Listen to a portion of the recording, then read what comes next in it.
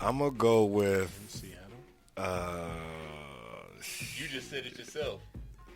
Well, no, you didn't. Last game they had 3 people. I'm gonna go with Seahawks. Come on. You got with Seahawks? Uh-huh. All right. We got Indianapolis at New York Jets. Indianapolis. Is Andrew Luck playing? That's what I was getting ready to say. That's all Is I need Andy to know. back? Is Andrew Luck back? I don't know, but you guys got to hurry up. Andy. Oh my God. Give me the Jets. Okay. All right. So, from my understanding is we got somebody special on the phone. Yo! Copy. And when I say special, I mean like I'm over here shaking. I think I got stage fright again. That's why I get everybody a copy of the question so we can do it together as a team. How about that? Terrible. Caller, Mr. Positive K. You call me special. I did call you special. I'm so special. I'm so special. I'm so special. There's that voice. What up, Paz? What's up, Mr. K? What's happening, man? Hey, yo, pardon my tardiness. I'm usually really on time, but I was out you here right on running around, and it just really slipped my mind. Not that you guys slipped my mind. It's just I've been in the groove of doing so many good things that are coming in and transpiring. And that's what happened, man. So please pardon me. Now we see you. You in them streets. Yeah, That's we see why, you man. I know. grinding. That's no problem at all. We'll work around that. Right. So we have a lot of questions for you. I hope not that many. Hope they're not that many, but let's do it. Let's It's go. not that Let's many. It's Yo, not that first many. and foremost, thank you for your contribution to this culture, man. It's Yes, we appreciate very that. well respected, and I'm humbled to be able to interview you, man. Being I'm from Hey, the thank you Bronx so much too. for that, man. Much appreciated. I am humbled by those kind words. I'm just I'm a cog in the engine, man. So it feels good to be a part of this whole thing that we call hip hop. All right, so we got a question. I just learned that, and I want to know if it's true. On I Got a Man, you did the male and female voice on there?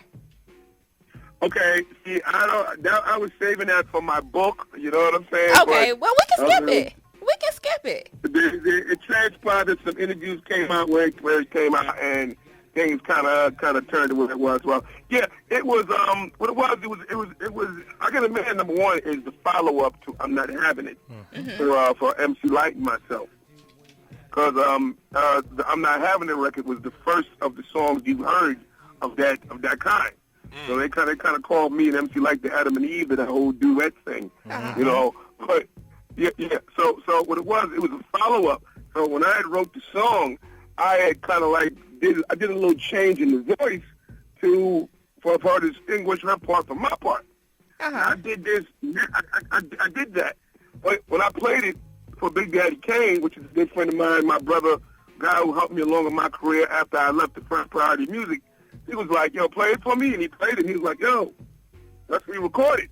We recorded it. And we went to do the same inflection with the vocals so another female could do it because I was no longer a First Priority.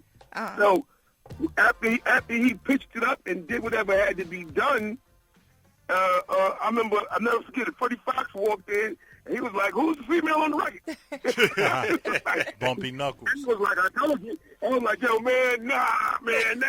I was fighting it tooth and nail.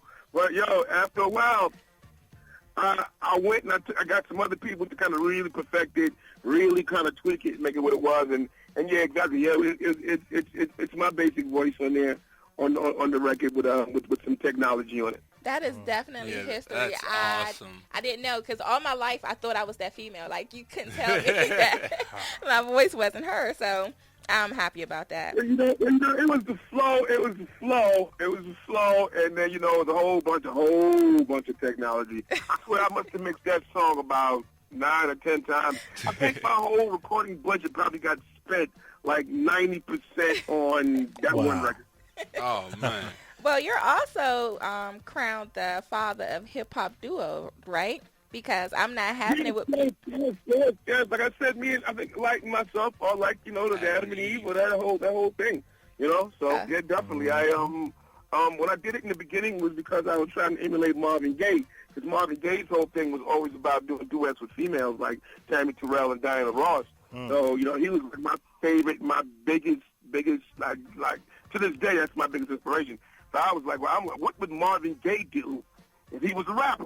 And I was like, and that's what I came up with. That's deep. Where did the name Positive K come from? Active member of the 5% Nation. Name stands for Positive Knowledge Law. You break it down short, it's Positive K. Peace to the gods and earth. I feel like I am like in heaven This now. is dope. Like, you are also known as the gentleman rapper. What made you stay so humble and respectful throughout your career? Well, the gentleman, the rapper, clean cut and dapper. You know what I'm saying? Well, that was my whole thing. You know what I'm saying? I was always a cool dude. You know what I'm saying? Nice. Loved by my dad and raised by my mom. You know what I'm saying? It was. I got a great family. My moms and my pops. I always shout them out on my records. I've been married 52 years. Come from a great support mechanism, man. They raised me to be a good dude, man, and that's what I wanted to do. You know what I'm saying? Right. Dad made sure my hands was nice, and my mom made sure my heart was good. You know what I'm saying? Right. So I walked the street proper. You know what I'm saying? And people gave me love wherever I went, and I transcended into my music, and that's who I was, and that's who I am today. That's who I am. All right. Yeah, that's awesome, brother, because it's a lot of people who come to this game like that and then get twisted and turned around and put on another path. But that's awesome for the fact that you stayed on the same road. Like you said, your mom put you on or whatnot. Like, I commend that a whole lot, brother. All right. Oh, thank you so much for it. They didn't want me to do rap music. I mean, the music was not what they wanted me to do, but I mean, hey, they wanted me to follow my dreams after a whole bunch of success, put it that way. I heard. After the checks start coming in, hey son, follow your dreams. Yeah, of course. But yeah, they're good people. They're great people, and I'm blessed to have loving parents, man. Right. Yes, sir. So I was listening to a couple of your interviews, and I heard you say that the production of the music today is incredible and wonderful, but the lyrics have declined and disappointing. If you can offer, I think. Good. Go ahead. You go ahead. No. I want you to finish your statement. I mean, Okay. I always have my gun is loaded when it comes to that question. So you finish the whole thing. You might have added something new to it. So. I said, what advice would you have to offer up and coming artists? Every Sunday here we review music live on air, and so they need a lot of advice. They do. Yes, they do. And somebody such as yourself, nobody better can give them advice than you. So, do you have any words for them? Okay, if you're not going to school and going to the studio, you're wrong. If you're not working and going to the studio, you're wrong. If you have a song that sounds like anybody's song that's playing on the radio, you're wrong. Oh my God! Thank you. So that's my best advice. And like I said, I tell everybody, go to school, get an education, follow your dreams, go to the studio when you're tired, you're exhausted, and you got your midterms coming up. Record that record, and that's going to be a great song. After you did that double shift, because you got to get that money, you have to go to that good studio to make that good demo. Record that record and do that. But don't sit around sitting waiting for somebody to put you on and all of that. And don't go out there making records because you want to sound like Gucci Mane or you want to sound like Drake or you want to sound like Positive K. Because here's a quote I always give. It's a Charlie Chaplin quote. He said he got so large and so big at one time that he got into a Charlie Chaplin contest and came in third. You know what I mean? So you must find you out there, people are being better. They're being you better than yourself. Right. You know? Right. People will be you better than you. And the bottom line is, the best person you can be is yourself. Yeah. You don't have to work at that. That's not hard. That comes It easy. is effortless. It is effortless, and it's rewardful. If you just be you, and then you be the best you that you can be. So I always tell people, be passionate about your passion. That's it, man. Bottom line, like I tell you, if you're not working a job and going to the studio, then you're wrong.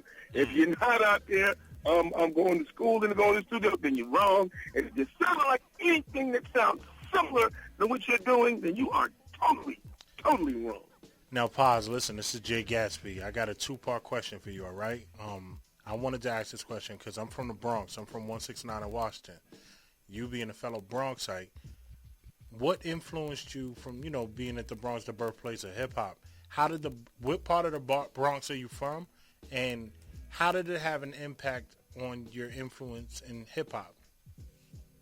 I was born and raised on Bathgate Avenue over there by Tremont, Nice. Tremont, Webster. Yes, I was I'm on from Bathgate and 169 Tremont Wash. I is my know where that's intersection at. right there. That's where I'm from right there. Okay. My biggest influence was staying with my grandmother around the corner from there, which was one of the great pizza spots over there on Webster. When you turn the corner from Tremont, you turn that corner, there was a crazy pizza spot in the corner. Everybody knows. Yeah. Anybody knows about the building's called 1880 and 2000. Yep. My grandma stayed in 1880, right across the street with Echo Park. So we all know what happened in there. That's what it was. do. I used to look out that window and watch everybody rocking that park. All man. the jams, You know what I'm yes. saying? And that's where I heard it, man. I heard it. I couldn't go out there. I was out in the daytime, but when the sun went down, you had to come inside. But but I heard it all, man. I heard Mel, heard Flash. I heard back then it was DJ Sinbad. There was a whole bunch of dudes, the Flintstone crew. I remember names that don't even exist, that people I don't even remember right now. I remember all of that. I remember seeing Fantastic with the sweatshirts. My uncle had a store on Washington Avenue, down from Brook Avenue, straight up Brook in Washington. Well, you talking about my projects right there. Yeah. And there was a park right there. They rocked that. Fantastic, you rock over there. I remember them passing me the microphone as a little shorty, and the girls like, "Oh, he's so cute." I mean, the Bronx was it for me. That did it for me, man. My family is from the Bronx, man, and I used to get my hair cut at 6 Corners. You know what I'm saying? Everybody knows it. I'm back. Matter of fact, my two uncles are the main barbers that used to cut in there. So I mean, I'm Bronx hardcore to the. My first pair of sneakers was bought from Frank. Oh my goodness, Frank's on Tremont? I ain't talking about you, man. I'm talking about Frank. Frank, oh my goodness. Yo, Y'all listen. going down memory lane Now right listen, now. it's a Bronx thing for real. It's a Bronx I know, thing. that's why I'm staying out of it. Okay, that was that, man. Grand Concourse, man, was home, man. Going to stairs and going in there, getting school clothes was it. Oh, you know what I'm yeah. saying? So please understand. Yes. I'm from the Boogie Oogie, man, and it's just great. It was a blessing. You couldn't be there and not have been a part of that, and not felt it, at least felt it. Absolutely. But I was definitely an active participant, man. When guys had go get his turntable. It wasn't no turntables. It was the phonograph. You had to get the whole unit. The radio. You had to be strong, boy. You had to be strong. And we hook it up. And we're going to go back and forth with these two systems. That's how we do it. It wasn't no turntables and no coffins at the time. We had no money for that. Nope. You get your mama set, and I get your mama set, and we're going to wire this up, and then we're going to make a tape. And we used to rhyme in the headphones. We used to rhyme in the headphone, and it used to sound so crazy, so dope. Over Catch a Groove and Frisco Disco. That's how we did it. Wow. And so you guys had to walk down memory lane, and we stayed out of it. Yeah. Let's come to the present. Great Minds. The group that you and Mr. Greg Nice from Nice and Smooth started. How did that come about? First of all, big shout to Nice and Smooth. One of the poverty pillars of one of the premier pillar groups of hip hop. Yes. Big shout to Smooth B. Big shout to Greg Nice. Greg had I called Greg for this Make It Happen song, and he said, "Oh, I got some things for you." People don't know he's a great producer just as well as he is as an artist. He produced a lot of that Nice and Smooth stuff that you dance and party to. You read the credits. He's the producer on most of the stuff. He said, "Yo, man," he said, "I got something for you." So we did it, and after we did it, he was like, "Yo, man, let's do one more song." Get another song, and it was even crazier. So after that, we did. He said, "Let's try work on the EP." So we just playing around, work on the EP. Song comes out even crazier. We were like, you know what? I think we need to do something. So I said, he said, let's do an album. I said, well, if we do an album, it has to be something that's going to be like a following. Mm-hmm. You know what I'm saying? So we put our brains together. We came up with the Great Minds, because great minds do what? We think a lot. Yeah. I think alike. and we think that everybody who's going